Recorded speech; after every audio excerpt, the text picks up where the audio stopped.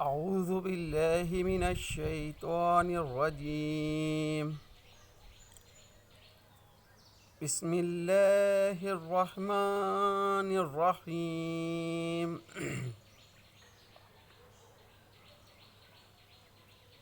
كلا والقمر والليل إذ أدبر والصبح إذا أسفر.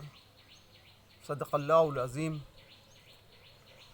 عزیز ساتھیو، السلام علیکم. میں نے ابھی آپ کے سامنے سورہ مدثر کی 32، 33، 34 یہ 3 آیت تلاوت کی. اس سے پہلے ہم سورہ مدثر کا پہلے رکوع کا حاصل مطالعہ آپ کے سامنے رکھ چکے ہیں. آج ہم سورہ مدثر کا دوسرے رکوع کا حاصل مطالعہ آپ کے سامنے رکھنے کی کوشش کریں گے. سورہ مدثر میں 2 رکوع ہیں اور 56 آیتیں ہیں. پہلا رکوع 31 آیت کا حاصل مطالعہ ہم نے اس سے پہلے رکھا. آج 32 سے 56 اللہ تعالیٰ فرماتا ہے ہرگز نہیں، قسم ہے چاند کی اور رات کی جب وہ پلٹتی ہے، وہ اور صبح کی جب وہ روشن ہوتی ہے، یہ دوزخ بھی بڑی چیزوں میں سے ایک ہے. ہاں، اللہ تعالیٰ جو ہے کیا فرما رہا ہے؟ ہرگز نہیں، قسم ہے چاند کی اور رات کی جب کہ وہ پلٹتی ہے، اور صبح کی جب وہ روشن ہوتی ہے.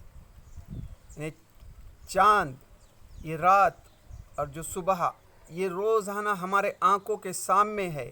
جب پلٹتی ہے، چاند نکلتا ہے، رات ہوتی ہے، پھر صبح ہوتی ہے، یہ سب ہم آنکھوں سے دیکھ رہے ہیں. ایسا ہرگز نہیں ہے جو تم سمجھ رہے ہو. کیا؟ یہ دوزخ بھی بڑی چیزوں میں سے ایک ہے. ہاں، اللہ تعالیٰ جو ہے اس وقت کے مکے کے قریش کو خطاب کر کے فرما رہا ہے، یہ جو تم انکار کر رہے ہو دوزخ کا، کیا تم اس پہ غور فکر نہیں کرتے؟ چاند کو نہیں دیکھتے، رات کو نہیں دیکھتے، دن کو نہیں دیکھتے؟ دیکھو، آنکھوں کے سامنے ہے نا یہ سب چیزیں. ہاں، اس طرح سے اللہ تعالیٰ کہہ رہا ہے. اس وقت کے قریش مشرکین سے بھی اور آج کے دور کے مشرکوں کو بھی یہ خطاب ہے کہ بس جس کا عقیدہ ہے کہ بس یہیں کھاؤ پیو، بس یہیں کچھ ہونا ہے، اور آخرت کس نے دیکھی، مرنے کے بعد دوبارہ اٹھائے جانے کا جو اس کا عقیدہ نہیں ہے، ان کے لیے بھی اس میں یہ ہے کہ تم غور کرو، یہ رات کو غور کرو، چاند پہ غور کرو، صبح کو غور کرو. یہ دوزخ بھی بڑی چیزوں میں سے ایک ہے. انسان کے لیے ڈراؤ، تم میں سے ہر اس شخص کے لیے ڈراؤ جو آگے بڑھنا چاہے یا پیچھے رہ جانا چاہے. مطلب یہ ہے کہ اس چیز سے لوگوں کو ڈرا دیا گیا ہے. اب جس کا جی چاہے اس سے ڈر کر بھلائی کا راستے پر آگے بڑھے، اور جس کا جی چاہے پیچھے ہٹے. یعنی اللہ تعالیٰ نے ڈرا دیا ہے. اب آپ تمہارے اختیار میں، اللہ تعالیٰ نے خالی اختیارات کی آزادی دی ہے. جو اللہ کی طرف بڑھنا چاہے، جو پیچھے رہنا چاہے، اللہ تعالیٰ کسی کو زبردستی نہیں کرتا. ہر شخص اپنے کسب کے بدلے رہن ہے. ہر شخص جو ہے اپنے اعمال کا خود ذمہ دار ہے. دائیں بازو والوں کے سوا جو جنتوں میں ہوں گے وہ مجرموں سے پوچھیں گے. یہاں جو ہے اللہ تعالیٰ اب جو ہے قیامت کے بعد جب نیک لوگوں کو اللہ تعالیٰ جنت میں داخل کرے گا اور بد لوگوں کو مشرکوں کو جو اللہ کا انکار کرتے تھے ان کو جہنم میں داخل کرے گا۔ اب ان کی گفتگو کر رہا ہے اللہ تعالیٰ قرآن مجید میں، وہاں اب ذرا ذہن میں لاؤ، تصور کرو اس وقت کا۔ اب یہ دنیا ختم ہو گئی، ساری دنیا ختم ہو گئی، سب مر گئے، قیامت ہو گئی، حساب کتاب بھی ہو گیا، سب کا کیا ہو گیا؟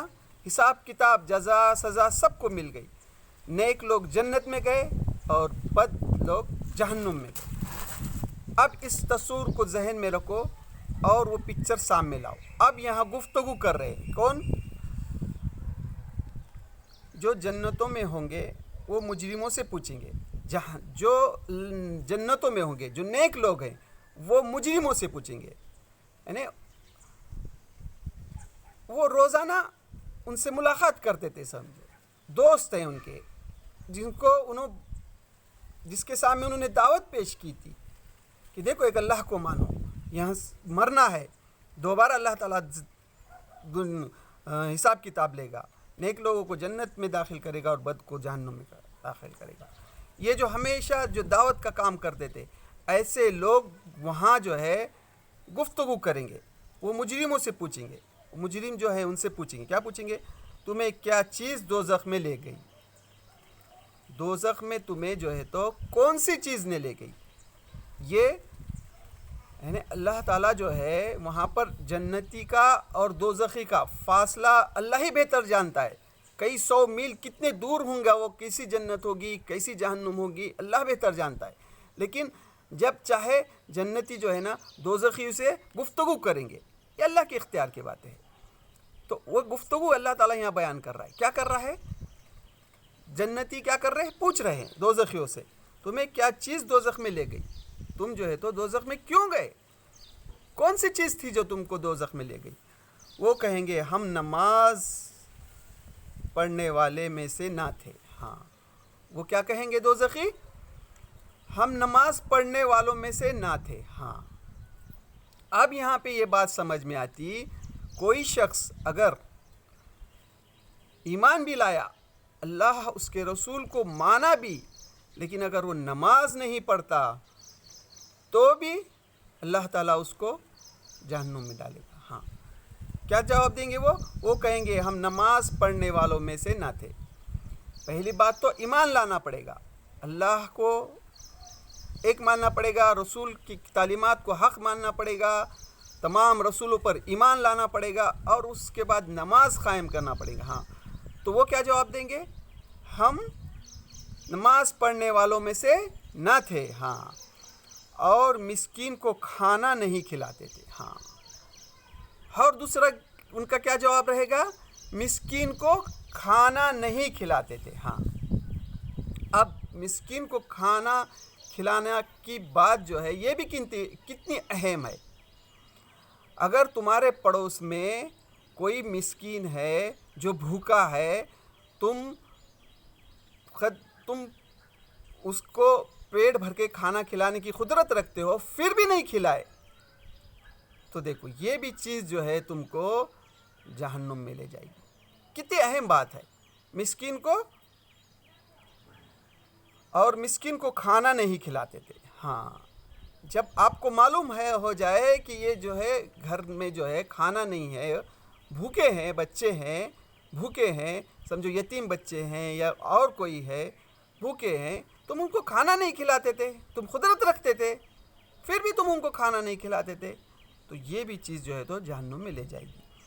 اور حق کے خلاف باتیں بنانے والوں کے ساتھ مل کر ہم بھی باتیں بنانے لگتے تھے اور روز جزا کو جھوٹا قرار دیتے تھے۔ یعنی جو لوگ حق کی بات کو جھٹلاتے تھے ان کے ساتھ مل کر ہم بھی جو ہے تو ہنسی مذاق اڑاتے تھے۔ ہاں، یہ جنت دوزخ کا جو تذکرہ کر رہے ہیں، ایسی مذاق اڑاتے تھے اور اس کو کیا کرتے تھے؟ جھوٹا قرار دیتے تھے، یہاں تک کہ ہمیں اس یقین چیز سے سابقہ پیش آیا۔ یہاں تک کہ کیا ہو گیا؟ سمجھو ان کو یقینی چیز سے سابقہ پیش، یعنی موت آ گئی ان کو، یہاں تک یعنی اللہ تعالیٰ نے آخری مہلت ختم کر دی، موت آ گئی۔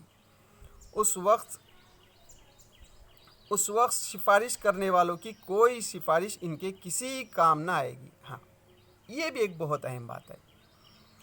اس دن جو ہے نا اللہ تعالیٰ کے پاس کسی کی سفارش بالکل قبول نہیں ہوگی. ہاں، اب یہ جو عقیدہ رکھتے ہیں انہوں بھی جان لینا چاہیے کہ میں فلاں بزرگ کا میری سفارش کریں گے. نہیں، اللہ تعالیٰ صاف کہہ رہا ہے اس وقت سفارش کرنے والوں کی کوئی سفارش ان کے کسی کام نہ آئے گی، کسی بھی کام نہ آئے گی. ہاں دوستو، ہاں ساتھیو، دیکھو غور کی بات ہے. یہاں پر اللہ تعالیٰ صاف فرما رہا ہے. اللہ کے رسول صلی اللہ علیہ وسلم کی پیاری حدیث بھی ہے. اللہ کے رسول صلی اللہ علیہ وسلم اپنی چاہتی بیٹی جنت کی سردار ہیں، وہ اپنی بیٹی فاطمہ سے کہتے ہیں اے فاطمہ اپنے لیے کچھ کر لے، میں وہاں کچھ کر نہیں سکوں گا. ہاں، حالانکہ اللہ کے رسول صلی اللہ علیہ وسلم کو معلوم ہے یہ جنتی ہے، لیکن پھر بھی کیوں بتا رہے ہیں ویسا؟ ہاں، ہمارے لیے دوستو، ہاں یہ ہمارا جو بھی گمان اگر کسی کا ہے نا کہ وہاں ہم کو فلاں بزرگ کی وجہ سے ہم کو یہ ملے گی، نہیں. صاف کہہ رہا ہے اللہ تعالیٰ اس وقت سفارش کرنے والوں کی کوئی سفارش ان کے کسی کام نہ آئے گی. ہاں، اگر اللہ کسی کو اجازت دے دے تو ایک الگ بات ہے، لیکن جب تک اللہ نہ چاہے کچھ بھی نہیں ہو سکتا. آخر ان لوگوں کو کیا ہو گیا ہے کہ یہ اس نصیحت سے منہ موڑ رہے ہیں، گویا جنگلی گدھے ہیں جو شیر سے ڈر کر بھاگ پڑے ہیں.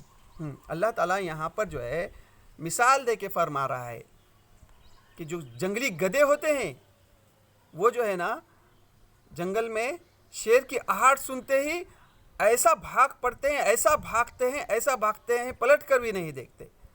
تو ایسا اللہ تعالیٰ ایسے لوگوں کی گدھے کی مثال دے رہا ہے کہ جب ہمارے نبی ان کے سامنے دعوت پیش کر رہے ہیں تو ایسا بھاگ رہے ہیں جیسا کہ ان کو ڈر ہے.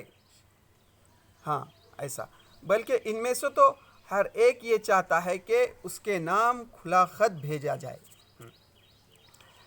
یعنی مکے کے مشرکین جو تھے اللہ کے رسول صلی اللہ علیہ وسلم پہ طرح طرح سے الزامات لگاتے تھے اور کہتے تھے کہ اللہ تعالیٰ نے محمد صلی اللہ علیہ وسلم کو ہی کیوں رسول بنایا، کسی بڑے سردار کو کیوں نہیں بنایا. ہم میں سے ہر ایک، ہم تو بات ان کی جب تک نہیں مانیں گے تب تک ہر ایک کے نام کوئی خط نہ آئے، یعنی اللہ تعالیٰ کے پاس سے کوئی خط آئے تب ہم مانیں گے. ہاں، کیا کہتے ہیں وہ؟ بلکہ ان میں سے تو ہر ایک یہ چاہتا ہے کہ اس کے نام کھلا خط بھیجا جائے، نام سے خط بھیجا جائے، نام سے لیٹر بھیجا جائے ان کے نام، جب ہم مانیں گے. یہ اس طرح سے انہوں اللہ کے رسول صلی اللہ علیہ وسلم کو کہتے تھے. ہرگز نہیں، اصل بات یہ ہے کہ یہ آخرت کا خوف نہیں رکھتے. ایسی بات ہرگز نہیں ہے. دراصل یہ کیا ہے، یہ لوگ آخرت کا خوف نہیں رکھتے. ہاں، ڈر نہیں رکھتے، اللہ نہیں مانتے وہ آخرت کو، اس لیے اس طرح کی باتیں کرتے ہیں. ہرگز نہیں، یہ تو ایک نصیحت ہے، اب جس کا جی چاہے اس سے سبق حاصل کر لے. ہاں، ایسا ہرگز نہیں ہے. یہ تو کیا ہے، یہ ہمارے نبی جو دعوت آپ کے سامنے پیش کر رہے ہیں یہ ایک نصیحت ہے، اب جس کا جی چاہے. ہاں، اللہ تعالیٰ نے کیا کہا رہا ہے، خالی اختیارات کی آزادی دی ہے، کسی کو زبردستی نہیں ہے، اب جس کا جی چاہے. ہاں، یہ تو ایک نصیحت ہے، اب جس کا جی چاہے اس سے سبق حاصل کرے، اور یہ کوئی سبق حاصل نہ کریں گے الا یہ کہ اللہ ہی ایسا چاہے. ہاں، یہ سبق حاصل نہ کریں گے جب تک اللہ نہ چاہے. ہاں، اللہ کے رسول صلی اللہ علیہ وسلم کی حدیث ہے دوستو کہ اللہ تعالیٰ جو ہے نا ہمارا دل جو ہے ایسا 2 کے مہینے، جب تک اللہ نہ چاہے کوئی چیز نہیں ہو سکتی. ہاں، اور اللہ کسی کو زبردستی ایمان قبول کرنے کی دعوت بھی نہیں دیتا اور کسی کو غلط راستے جہنم کی راہ پہ چلنے کی بھی دعوت. ہاں، جس کے جیسے نیت ہے، اللہ نے جو اختیارات دیے ہیں تو وہ نیک نیت سے اللہ کی طرف رجوع ہوتا ہے تو اللہ تعالیٰ توفیق دیتا ہے. جب تک اللہ نہ چاہے کچھ بھی نہیں ہو سکتا. ہاں اب جس کا جی چاہے اس سے سبق حاصل کر لے، اور یہ کوئی سبق حاصل نہ کریں گے الا ہے کہ اللہ ہی ایسا چاہے. ہاں اللہ نیتوں کو جانتا ہے، جب تک ہماری نیک نیت نہیں ہوگی تب تک اللہ بھی ہم کو توفیق نہیں دیں گا.